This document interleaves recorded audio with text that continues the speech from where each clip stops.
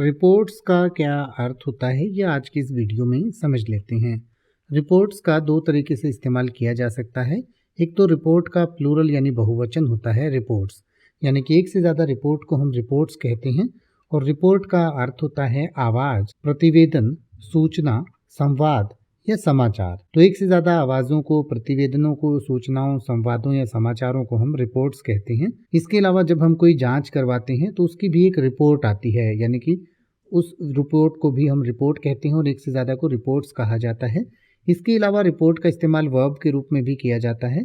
तो वर्ब के रूप में रिपोर्ट का इस्तेमाल जब हम प्रेजेंट इंडेफिनिट टेंस में ही, शी, इट या सिंगुलर थर्ड पर्सन के साथ करते हैं तो रूल के अकॉर्डिंग उसके साथ एस लगाते हैं, जिससे रिपोर्ट्स बनता है। और रिपोर्ट्स का अर्थ होता है कि रिपोर्ट करता है या करती है।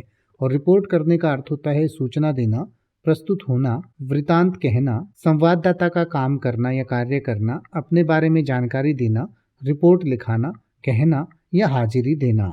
तो रिपोर्ट्स का अर्थ हुआ कि सूचना देता है या देती है, प्रस्तुत होता है या होती है, वृतांत कहता है या कहती है, या इसी तरीके से हाजिरी देता है या देती है। जैसे कि अगर आप ये कहना चाहें कि वह एक स्थानीय समाचार पत्र के लिए रिपोर्ट करता है, यानी कि संवाददाता का या संवाद का काम करता है, तो आप कहेंगे he reports for a local newspaper, he reports for a local newspaper.